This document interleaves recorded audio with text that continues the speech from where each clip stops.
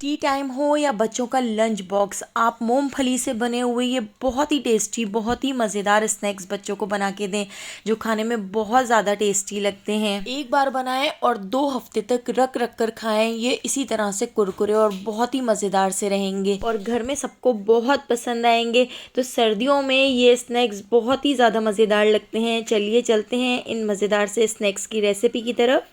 तो इन मज़ेदार से स्नैक्स को हम मूंगफली और चनों से बना के तैयार करेंगे। तो यहाँ पर मैंने 1 कप मूंगफली ले ली है। ये पहले से रोस्टेड मूंगफली है। इसके छिलके इस तरह से मसल मसल कर हम निकाल लेते हैं। इनके छिलकों को हम रिमूव कर देंगे।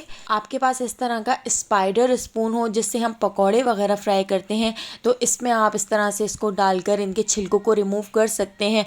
बहुत ही आसानी से इसके छिलके रिमूव हो जाते हैं, इसके छिलके निकल जाते हैं। तो देखिए यहाँ पर 1 कप मूंगफली हमारी छिलके हमने उतार कर 1 कप में रख ली है। तो जिस तरह से हमने मूंगफली के छिलके उतारे हैं, बिल्कुल इसी तरह से हम चनों के छिलके भी उतार लेंगे। तो जितनी हमने मूंगफली ली थी उतने ही हमने चने लिए हैं। तो चनों के छिलकों को भी बिल्कुल इसी तरह से मसल मसल कर हम निकाल लेते हैं और इसको इसी तरह से स्पाइडर स्पून में डालकर इसके छिलकों को रिमूव कर लेंगे। इसके छिलकों को इस तरह से झाड़ लेंगे। तो यहाँ पर हमारे चने भी बिल्कुल तैयार हो चुके हैं। तो यहाँ पर हमारा आधा काम हो चुका है। तो ये स्नैक्स बहुत ही जल्दी बन के तैयार हो जाते हैं और खाने में बहुत ज़्यादा मज़ेदार लगते हैं। तो देखिए हमने ये दोनों चीज़ें इस तरह से छिलके उतार कर रख ली हैं। अब यहाँ पर हमने मिक्सर ग्राइंडर के अंदर चनों को ऐड कर दिया है और चनों को हम पीस लेते हैं, बिल्कुल बारीक पाउडर बना लेते हैं। तो यहाँ पर आप देख सकते हैं इसका हमने बिल्कुल फाइन बारीक पाउडर बना लिया है। तो इसको एक स्ट्रेनर से छान लेते हैं क्योंकि इन चनों के छोटे छोटे से टुकड़े भी इसमें होंगे। स्ट्रेनर से छानने से इसके सारे टुकड़े इस तरह से स्ट्रेनर में आ जाएंगे और इसका बिल्कुल बारीक फाइन पाउडर हमने एक प्लेट में रख लिया है। चनों के जो मोटे मोटे टुकड़े बच गए थे दोबारा से हमने मिक्सर ग्राइंडर में डालकर उनको पीस लिया है। अब इसी तरह से इसी मिक्सर ग्राइंडर के अंदर हम मूंगफली भी ऐड कर देते हैं और मूंगफली को भी बिल्कुल बारीक पीस लेते हैं, बारीक पाउडर बना लेते हैं। तो बहुत ही जल्दी से ये बन के तैयार हो जाता है। तो इसको भी हम इसी तरह से स्ट्रेनर से छान लेते हैं ताकि मूंगफली के भी मोटे मोटे से टुकड़े इस स्ट्रेनर के अंदर आ जाएं। तो इस तरह से हमने मूंगफली को भी छान कर एक प्लेट में रख लिया है। तो यहाँ पर हमारा आधे से ज़्यादा काम हो चुका है। बस यही काम एक इम्पॉर्टेंट था, बाकी चीज़ें बहुत ही ईजी हैं। अब हमने यहाँ पर जितनी मूँगफली ली थी उतने ही हमने चने लिए थे और उसी कप से नाप कर हमने यहाँ पर सूजी ले ली है। तो सूजी मेरे पास मोटी वाली है, इसलिए मैं इसको मिक्सर ग्राइंडर में डालकर पीस लेती हूँ।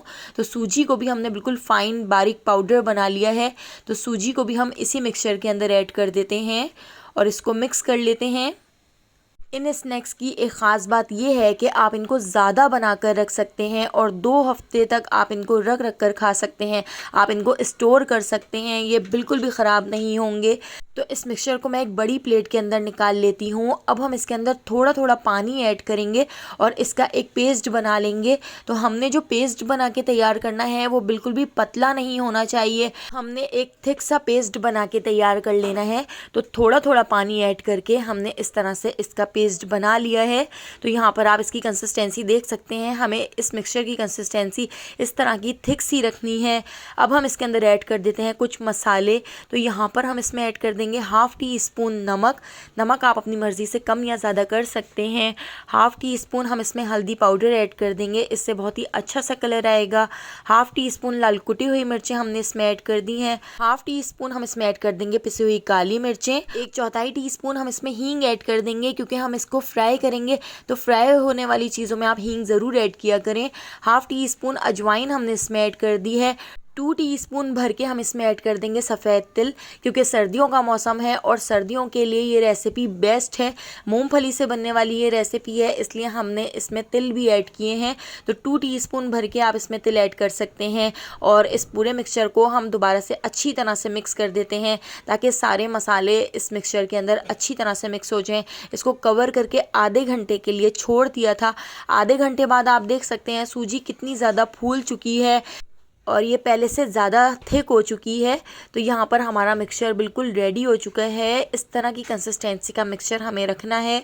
तो यहाँ पर मैंने एक पाइपिंग बैग ले लिया है। आपके पास पाइपिंग बैग ना हो तो आप कोई शॉपर ले सकते हैं या आप दूध की थैली ले सकते हैं, तो उससे भी आप इस रेसिपी को बना के तैयार कर सकते हैं। मैंने यहाँ पर स्टार शेप में एक नोज़ल ले लिया है।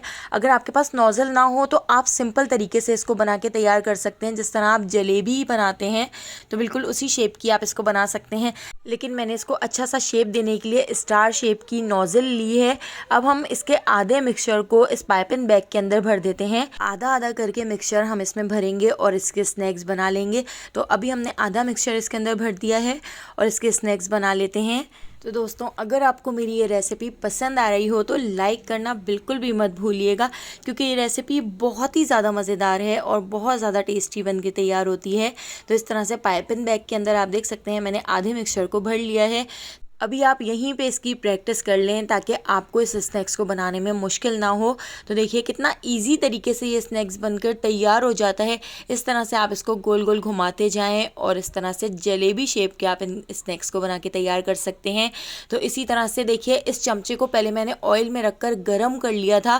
गर्म करने के बाद जब आप इस स्नैक्स को इस चमचे के ऊपर बनाएंगे तो ये नॉन स्टिक का काम करेगा। तो देखिए, इस चमचे के ऊपर रखकर हम इसको इस तरह से गोल गोल घुमाकर जलेबी के स्नैक्स बना लेते हैं। पहला स्नैक्स जब आप बनाएंगे तो चमचे के ऊपर चिपकेगा, ये ठीक से नहीं उतर सकेगा, लेकिन जब आप दूसरा, तीसरा, चौथा स्नैक्स बनाएंगे तो बहुत ही आसानी से खुद ही ये स्नैक्स ऑयल के अंदर चला जाएगा। तो खाली 5 सेकंड के लिए जब हम इसको ऑयल के अंदर रखेंगे तो ये खुद ही आसानी से निकल जाएगा। लेकिन पहले स्नैक्स को बनाने में आपको थोड़ी सी मुश्किल होगी, ये इस तरह से चिपक सकता है, लेकिन जब हम दूसरा और तीसरा स्नैक्स बनाएंगे तो बहुत ही ईजी तरीके से वो खुद ही ऑयल के अंदर निकल जाएगा। तो देखिए, यहाँ पर इसी तरह से हमने गोल गोल घुमाकर जलेबी शेप का इस तरह से स्नैक्स बना लिया है, जो दिखने में बहुत ज़्यादा अट्रैक्टिव लग रहा है और खाने में तो बहुत ही ज़्यादा टेस्टी है। शाम की चाय के साथ तो बहुत ज़्यादा मज़ेदार लगता है। आप इसको केचप के साथ खाएं या किसी चटनी के साथ, बहुत मज़ेदार लगेगा। तो देखिए, यहाँ पे हमारे कुछ स्नैक्स फ्राई हो चुके हैं, गोल्डन सा अच्छा सा कलर आ चुका है।